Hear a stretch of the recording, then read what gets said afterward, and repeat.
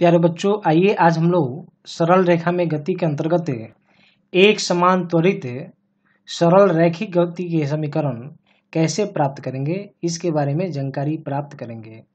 तो ये गति के समीकरण तीन तरह के होते हैं। ये गति के समीकरण तीनों जो समीकरण है कैसे प्राप्त होंगे, उसके बारे में हम लोग को जानकारी प्राप्त करना है। तो सबसे पहले इसमें जो भी हम लोग का टर्म आएगा उसके बारे में हम लोग समझते हैं कि प्रारंभिक वेग क्या होती है, अंतिम वेग क्या होती है। तो इन सभी चीज़ों को हम लोग यहाँ पर मान लेते हैं। तो यहाँ पर हम लोग लिखेंगे, मान लेते हैं कि u बराबर प्रारंभिक वेग, जो भी पिंड गतिशील होगा उसका प्रारंभिक वेग, v बराबर अंतिम वेग, s बराबर दिए गए समयांतराल में तय की गई दूरी, a बराबर एक समान त्वरण और t बराबर हो जाएगा समयांतराल। जितने भी समय में तय किया गया दूरी है, जो समय में हम लोग को मान निकालना है, वही है ये t। तो यहाँ पर हम लोग कुछ और भी मान लेंगे, जैसे कि लिख पाएंगे हम लोग, मानते हैं कि कोई पिंड t समय में u से भी वेग प्राप्त कर लेती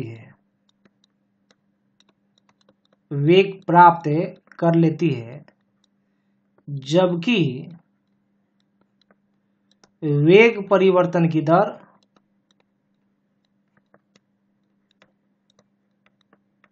a है, स्मॉल a। देखिए यह जो a है क्या है, वेग परिवर्तन की दर, यानी कि यह त्वरण है। तो ये वेग जो परिवर्तन की जो दर है वह a है। अतः यहाँ पर हम लोग लिख पाएंगे, अतः बढ़ी हुई वेग बराबर हो जाएगा at। देखिए पूरा जो यह जो at है, यह अपने आप में वेग है। कैसे वेग है, देखने से ऐसा प्रतीत नहीं हो रहा है, लेकिन यह वेग है। इसलिए वेग है क्योंकि त्वरण के लिए लिखेंगे हम लोग, तो त्वरण के लिए वेग में परिवर्तन बटा समय अंतराल, यानी कि v/t लिखेंगे ना, तो त्वरण मिलेगा और यहाँ पर t से मल्टीप्लाई कर देंगे, t से t कैंसिल हो जाएगा, तो क्या मिलेगा, वेग मिलेगा ना। तो ये देखिए ये बढ़ी हुई वेग है, at क्या है, जितना भी वेलोसिटी इंक्रीज हुआ है वही उसी का ये वैल्यू है। तो हम लोग समझ गए at क्या है, तो एक बढ़ा हुआ वेग का मान है। तो यहाँ पर हम लोग लिखते हैं अंतिम वेग, इस तरफ ही लिखते हैं हम लोग, अंतिम वेग बराबर प्रारंभिक वेग प्लस बढ़ी हुई वेग। तो अंतिम वेग किसको माना गया है, v को माना गया है, तो लिखेंगे v। और ये देखिए प्रारंभिक वेग किसको माने हम लोग, u को माने हैं, यहाँ लिखेंगे u। और बढ़ी हुई वेग कितनी है, at है, तो यहाँ लिख देंगे at। इस तरह से पहला समीकरण हम लोग को प्राप्त हो गया, v बराबर u प्लस at। यहाँ इसको हम लोग मान लेते हैं समीकरण ये 1 है। देखिए हम लोग को दो वेग मिला है, दो वेग माने हैं, एक प्रारंभिक वेग और दूसरा अंतिम वेग यहाँ माने हैं हम लोग।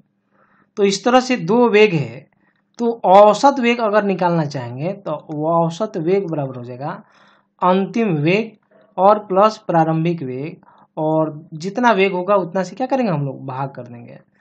चूंकि v बराबर अभी तुरंत हम लोग फॉर्मूला यहाँ प्राप्त किए हैं, समीकरण प्राप्त किए हैं, v बराबर u प्लस at, यह मान इसमें रख देंगे हम लोग। तो रखेंगे तो देखिए हम लोग क्या मिलेगा, तो यहाँ लिख पाएंगे औसत वेग को ऐसे लिख देते हैं, तो ये मिलेगा u प्लस at, नहीं ये v की जगह लिख दिए और फिर प्लस u और बाई 2 हो जाएगा। इस तरह से ये जोड़ेंगे हम लोग तो लिख पाएंगे 2u प्लस 80 और बाई 2 हो जाएगा, ये औसत वेग। अब हम लोग तय की गई दूरी निकालते हैं। तो देखिए दूरी के लिए फॉर्मूला पर है, दूरी बराबर होता है चाल गुने समय होता है। तो देखिए ये जो चाल है, ये चाल लेना है औसत। कैसा लेना है? औसत लेना है। तो देखिए ये औसत है हम लोग का, ये तो यहाँ पर मान रखेंगे। तो इस तरह से दूरी के लिए हम लोग एस माने हैं। क्या माने हैं? एस। एस बराबर, तो देखिए ये औसत वेग का हम लोग ले लेंगे, या तो ये लेंगे यहाँ पर मान, तो लिख पाएंगे 2u plus a T by 2 और इंटू यहाँ लिखेंगे हम लोग टी लिख पाएंगे। तो एस बराबर सब ये टी से मल्टीप्लाई कर देंगे, तो ये हो जाएगा 2ut plus a t square upon पूरे में टी से हम लोग 2 से हम लोग भाग कर देंगे। अब हम लोग 2 से सेपरेटली भाग करते हैं, 2ut बाई 2 और plus a t square by 2 और ये 2 से 2 कैंसिल हो जाएगा। तो एस बराबर मिलेगा you t plus half a t square. इस तरह से ये दूसरा समीकरण हम लोग प्राप्त यहाँ पर कर लेते हैं। तो ये पहला समीकरण था और यह दूसरा समीकरण था। आइए अब तीसरे समीकरण की प्राप्ति करते हैं। तो तीसरे समीकरण की प्राप्ति के लिए समीकरण 1 के द्वारा समीकरण 1 से हम लोग प्राप्त किए हैं v बराबर u प्लस ए टी। अगर ए टी लिखेंगे तो ये हो जाएगा v माइनस यू, और t बराबर लिखना चाहेंगे तो v माइनस यू और बाई ये नीचे चला जाएगा, तो हम लोग इस तरह से लिख सकते हैं। तो दूरी अगर फिर से निकालनी होगी तो दूरी बराबर हम लिख पाएंगे चाल, यानी कि ये हो जाएगा औसत और गुना समय अंतराल यानी कि समय। तो औसत के लिए पहले हम लोग निकाल लिए थे। तो औसत के लिए हम लोग पहले क्या निकाले थे? v plus you by T, यानी कि प्रारंभिक वेग और अंतिम वेग दोनों को जोड़ेंगे, जितना वेग होगा उतने वेग से हम लोग भाग देंगे। यहाँ पर 2 वेग है तो 2 से भाग कर दिए हैं, और गुना समय। तो समय के लिए देखिए मान निकाले हैं, मान रखेंगे v माइनस यू बाई ए। इस तरह से हम लोग यहाँ पर लिख सकते हैं v प्लस यू और v minus you by 2a, और दूरी के लिए लिख पाएंगे s, ये लिख देंगे s। तो यहाँ पर देखिए a प्लस बी और a माइनस बी, तो हम लोग लिख सकते हैं a square minus B square. तो हम लोग यहाँ पर लिख पाएंगे as बराबर v square minus you square by 2a, और इसको क्रॉस मल्टीप्लाई कर देते हैं, तो हम लोग लिख पाएंगे v square minus you square बराबर 2as। यू स्क्वायर को इधर ला देंगे तो v स्क्वायर बराबर यू स्क्वायर प्लस 2as। इस तरह से एक समीकरण यहाँ पर हम लोग लिख पाते हैं। तो ये हो गया तीसरा समीकरण। देखिए तीनों समीकरण को यहाँ पर लिख दिया जाता है। लिखते हैं हम लोग v बराबर u plus a t, s बराबर u t plus half a t square और v स्क्वायर बराबर यू स्क्वायर प्लस 2as। इस तरह से ये 3 समीकरण जो है बहुत ही सिंपल तरीके से हम लोग प्राप्त किए हैं। और यह जो तीनों समीकरण है, ये तीनों समीकरण को हम लोग जो अलग मेथड से भी प्राप्त कर सकते हैं, जिसे हम लोग ग्राफिकल मेथड भी बोलते हैं। ग्राफिकल मेथड के द्वारा भी ये समीकरण प्राप्त की जा सकती है, और कैलकुलस मेथड के विधि से भी हम लोग जो है ये समीकरण प्राप्त कर लेते हैं। आइए बच्चों, अब हम लोग nवें सेकंड में कोई पिंड कितनी दूरी तय करेगी। nवें सेकंड का मतलब हो गया 10वें सेकंड, 12वें सेकंड, 5वें सेकंड में कितना दूरी तय करेगी, इसके बारे में हम लोग जानकारी प्राप्त करते हैं, जिसको हम लोग बोलते हैं distance travelled by nth second. तो ये कैसे हम लोग प्राप्त करेंगे, लिए आइए हम लोग जानते हैं। तो सबसे पहले यहाँ पर हम लोग कुछ मान लेंगे, यहाँ लिखे पाएंगे हम लोग मान लेते हैं कि u बराबर प्रारंभिक वेग,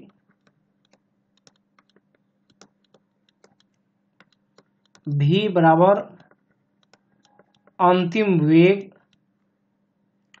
a बराबर एक समान त्वरण, st बराबर t सेकंड में तय की गई दूरी, sn बराबर n सेकंड में, n सेकंड है nth नहीं है, ध्यान देना है, n सेकंड में तय की गई दूरी Sn -1 बराबर n-1 सेकेंड में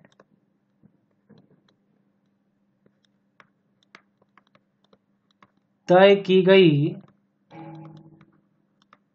दूरी और Snth बराबर nवें सेकेंड में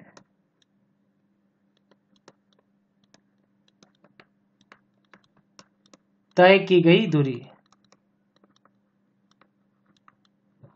अतः हम लोग फार्मूला पढ़े हैं एस बराबर ut प्लस हाफ AT²। ये फार्मूला हम लोग किसके लिए है? तो किसी पिंड के द्वारा t सेकेंड में तय की गई दूरी। तो t सेकेंड की बात की जा रही है, इसलिए यहाँ पर लिखते हैं हम लोग एस टी। उसी तरह से बच्चों यदि n सेकेंड का बात होता तो जहाँ जहाँ t है वहाँ वहाँ पर हम लोग n लिख देंगे। हम लोग लिख सकते हैं उसी तरह से n सेकेंड में तय की गई दूरी। तो लिख पाएंगे Sn बराबर, तो जहाँ जहाँ t है वहाँ वहाँ n लगा देंगे। लिख पाएंगे un प्लस हाफ AN² और n-1 सेकेंड में तय की गई जब दूरी निकालनी होगी तो जहाँ जहाँ n है अब वहाँ रखेंगे n-1।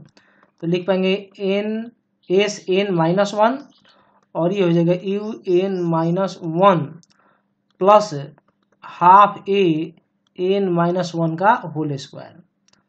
अब देखिए ये Sn है और ये Sn-1 है। इसको समझने के लिए हम लोग देखिए, जैसे मान लेते हैं कि यहाँ से यहाँ तक के लिए हम लोग मान लेते हैं n सेकेंड में कोई पिंड s दूरी तय करती है, n सेकेंड में s दूरी तय करती है। और अब क्या कर रहे हैं हम लोग, इस n सेकेंड में से एक सेकेंड कम कर रहे हैं, एक कम कर रहे हैं। तो एक कम कर देंगे तो ये एक कम हो जाएगा। तो यहाँ से यहाँ के लिए अब समय हो जाएगा n-1 सेकेंड में। अब दूरी हो जाएगी Sn-1। तो लास्ट में एक ही सेकेंड ना बचा, तो एक सेकेंड बचा तो दूरी निकालने के लिए क्या करेंगे हम लोग, इसके में से इसको हम लोग क्या करेंगे, माइनस कर देंगे। यानी कि s माइनस Sn-1 ना, ये Sn है हम लोग का, तो Sn में से हम लोग Sn-1। तो यही हम लोग का एक सेकेंड में यहाँ से यहाँ तक का n सेकेंड के लिए दूरी तय की गई है, और यहाँ से यहाँ तक का n-1 सेकेंड में, तो लास्टवा सेकेंड में हम लोग का हो जाएगा दूरी। तो ये Sn में से Sn-1 हम लोग घटा देंगे। आइए इसको हम लोग और थोड़ा सा बेहतर तरीके से समझते हैं। जैसे कि मान लेते हैं कि A से B तक जाना है, A से और B तक जाना है, और कोई पिंड A से चलती है और B तक पहुंचती है। तो A से B तक जाने में उसको 10 सेकेंड लगता है, और 10 सेकेंड में कितने दूरी तय करती है, तो ये दूरी तय करती है 90 मीटर। और यही पिंड जब जो है एक सेकेंड पहले यानी कि 9 सेकेंड में, कितना सेकेंड में, 9 सेकेंड में ये 90 मीटर की दूरी तय करती है। तो पूछा जाए कि लास्टवा सेकेंड में यानी कि 10वां सेकेंड, एक ही सेकेंड ना पूछेगा, तो 10वां सेकेंड में कितना दूरी तय किया, यानी कि ये एक सेकेंड की बात करिए। जो nth हम लोग लिखते हैं वह एक सेकेंड की बात होती है। तो लास्टवें सेकेंड की बात करेंगे तो हम लोग क्या करेंगे, अधिक दूरी वाला में से यानी कि यहाँ तक का दूरी वाला 10वें सेकेंड में जितना भी दूरी तय किया गया, उस दूरी में से 9 सेकेंड में जितना दूरी तय किया गया है उसको हम लोग इसमें से घटा लेंगे। यानी कि 100 माइनस 90 कितना मीटर हो जाएगा, 10 मीटर हो जाएगा।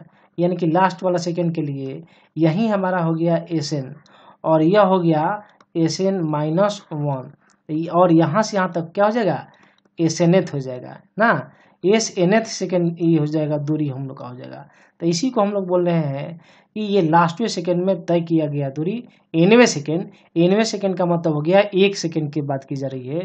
तो इस तरह से ये एक सेकेंड की दूरी हम लोग प्राप्त करते हैं।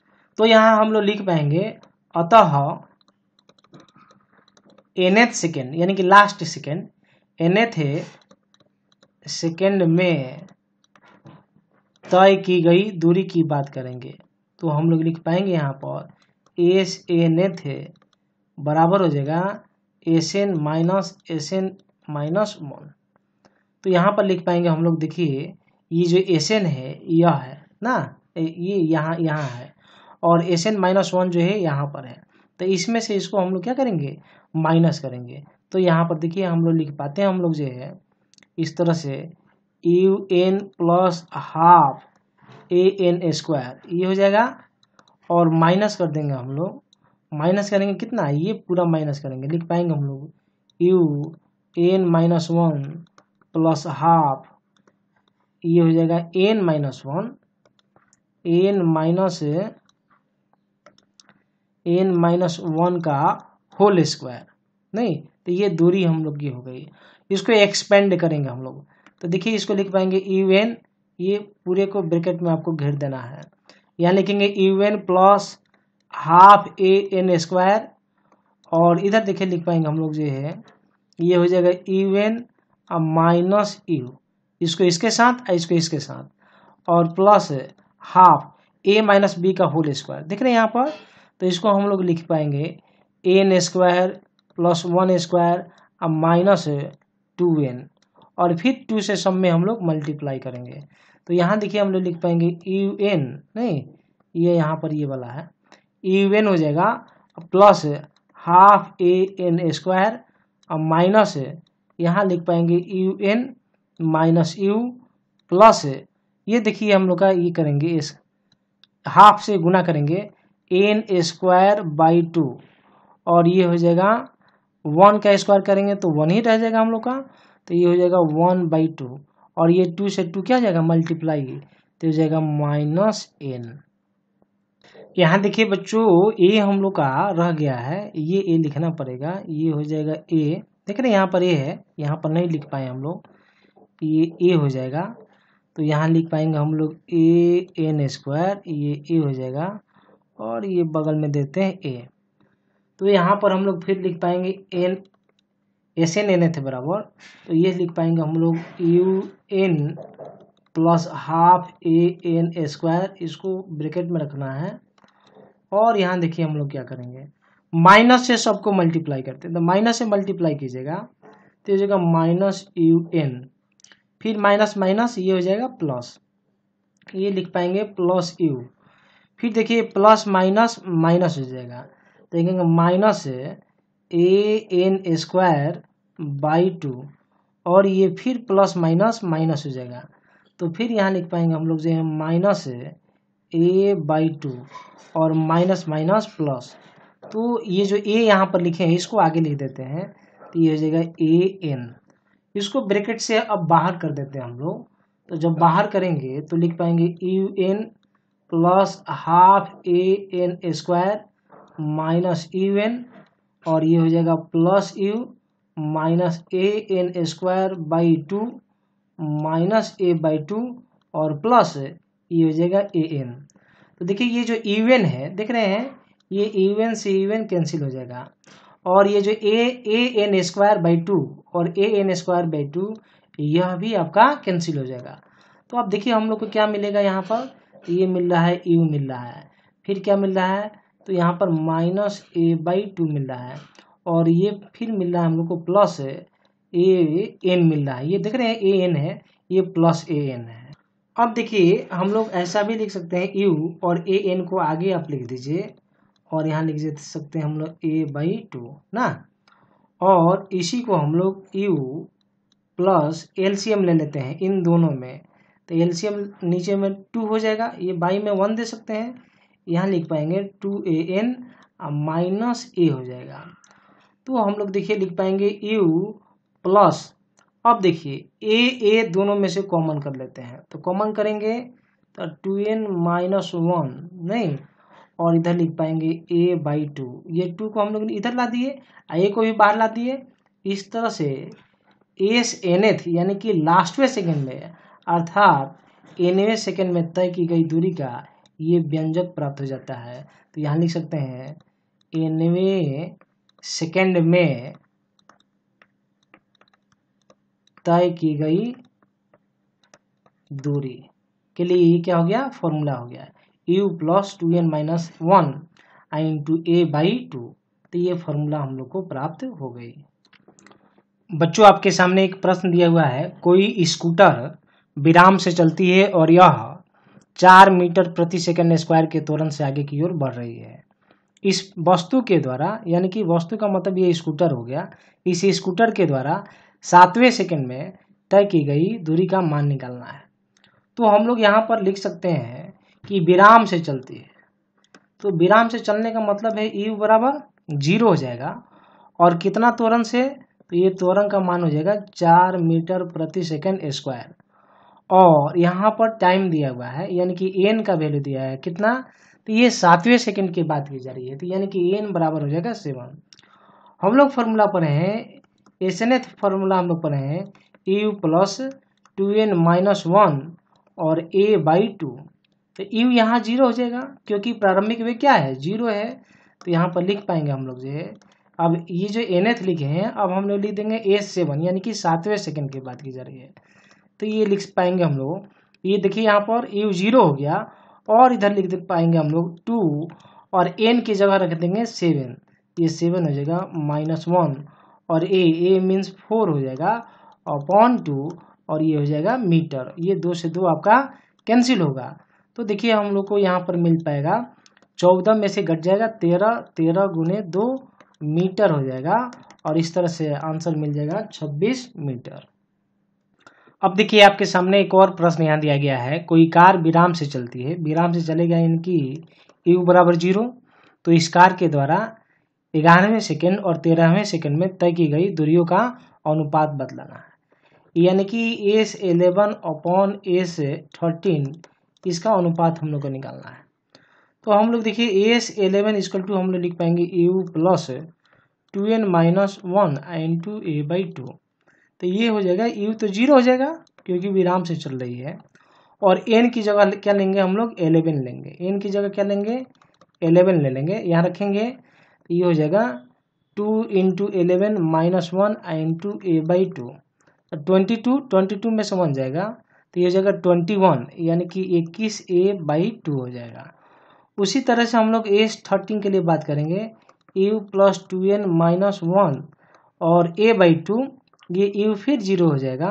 तो देखिए यहाँ पर लिख पाएंगे 2 इंटू n की जगह अब क्या लेंगे हम लोग को 13 लेना है, ये हो जाएगा 13 -1 a/2, देखिए 26 हो जाएगा, 13 गुने 2 26 हो जाएगा, ये घटाएंगे 25, तो 25 a/2 हो जाएगा।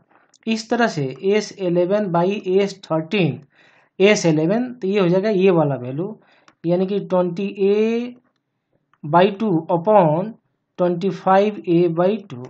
इस तरह से 20 a/2 और ये 2 ऊपर चला जाएगा और 25 a नीचे चला जाएगा, 2 से 2 कैंसिल, a से a कैंसिल हो जाएगा, यानी कि 21/25।